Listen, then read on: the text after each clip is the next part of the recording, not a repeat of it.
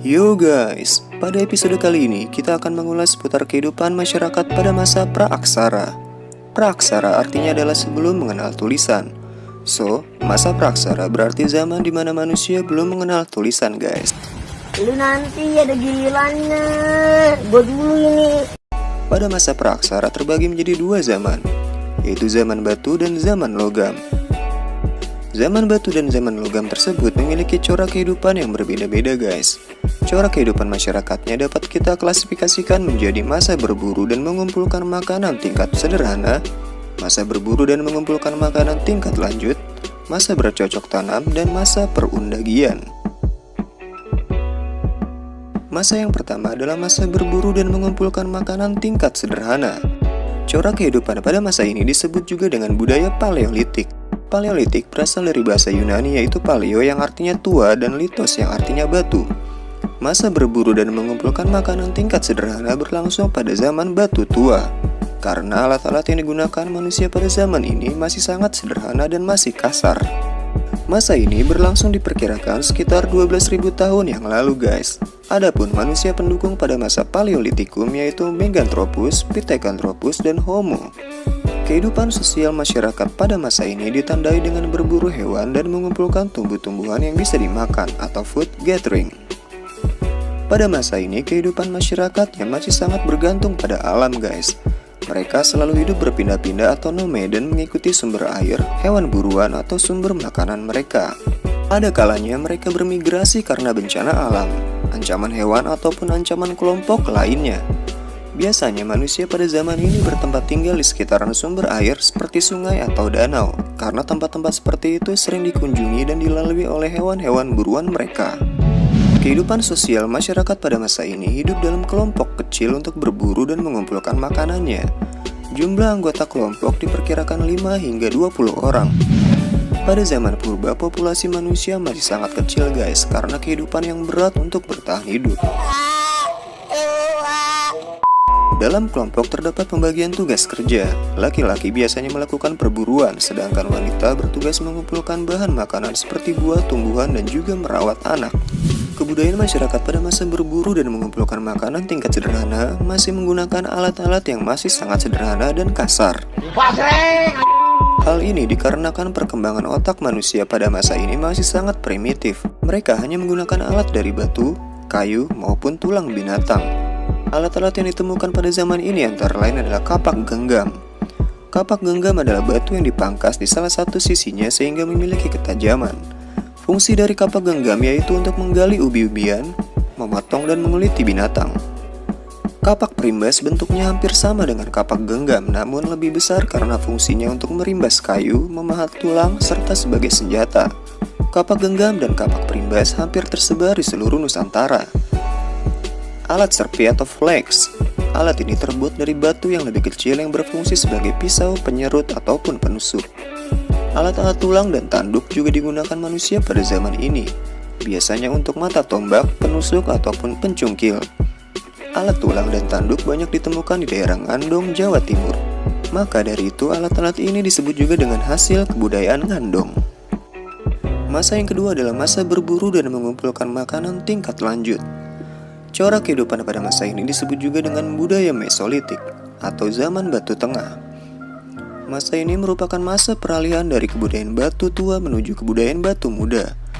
Masa ini diperkirakan berlangsung sekitar 10.000 hingga 2.500 tahun sebelum Masehi. Adapun kehidupan sosial manusia pada masa ini sebenarnya tidak jauh berbeda dari masa sebelumnya, namun mereka sudah memiliki kemampuan bertahan hidup yang lebih baik. Mereka pastinya juga masih berburu dan mengumpulkan makanan ya guys.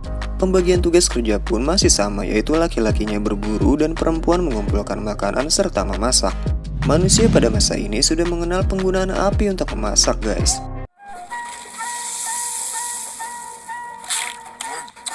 Selain untuk memasak, api digunakan untuk menghangatkan tubuh dari cuaca yang dingin dan untuk mengusir binatang buas.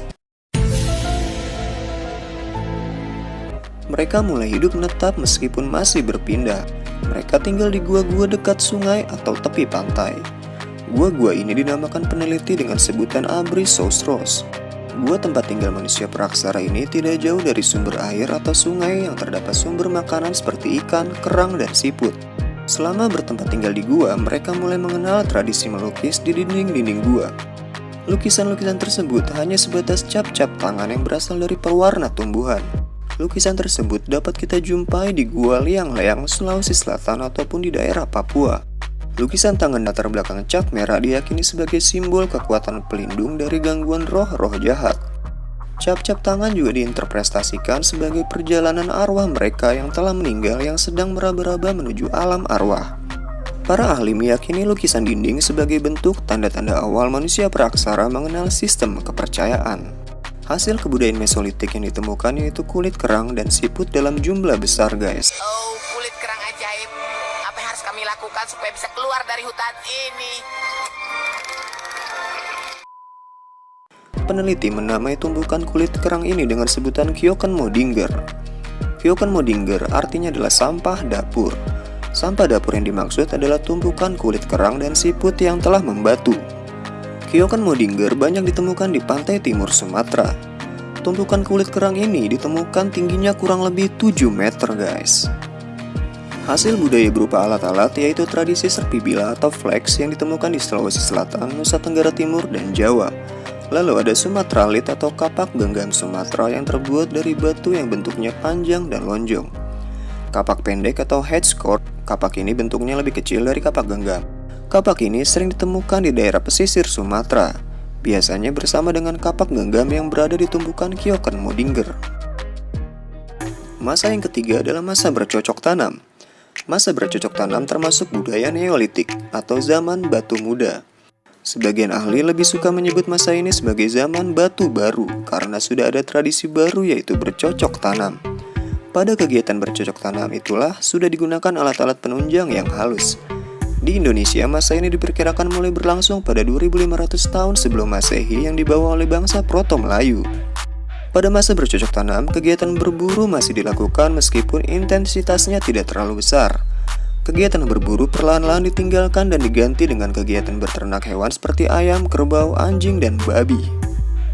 Mereka sudah mulai mengenal sistem bercocok tanam atau food producing untuk memenuhi kebutuhan hidup mereka.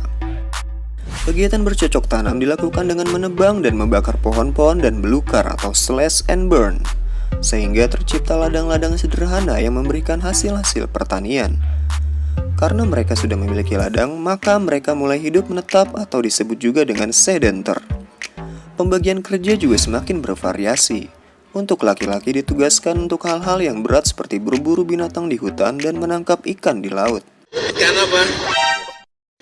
Ikan paus. NANI?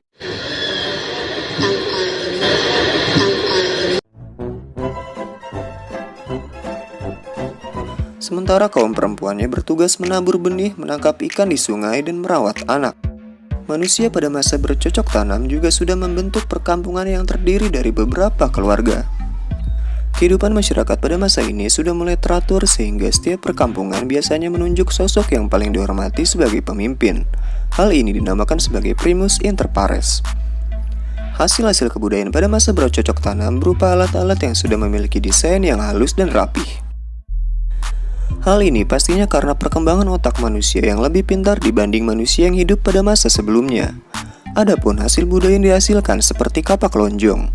Kapak ini berbentuk lonjong dan tajam di kedua sisi ujungnya, biasanya terbuat dari batu kali hitam. Beliau persegi, bentuk permukaannya memanjang dan berbentuk segi empat. Sisi depannya diasah tajam. Fungsi beliung persegi berukuran besar digunakan untuk cangkul dan yang berukuran kecil digunakan untuk memahat kayu. Kapak persegi. Kapak persegi berbentuk persegi panjang atau trapesium yang tajam pada bagian matanya. Kapak ini biasanya diberi tangkai untuk genggamannya. Mata panah berbentuk segitiga berukuran panjang 3 hingga 6 cm dan lebar 2-3 cm dengan ketebalan 1 cm. Mata panah biasanya terbuat dari batu gamping. Kegunaannya adalah untuk berburu. Gerabah atau alat-alat dari tanah liat sudah dikenal zaman Neolitikum, meskipun teknik pembuatannya masih sangat sederhana. Ya, namanya juga belajar ya guys. Oke guys, mungkin itu aja yang bisa kita bahas dalam episode kali ini.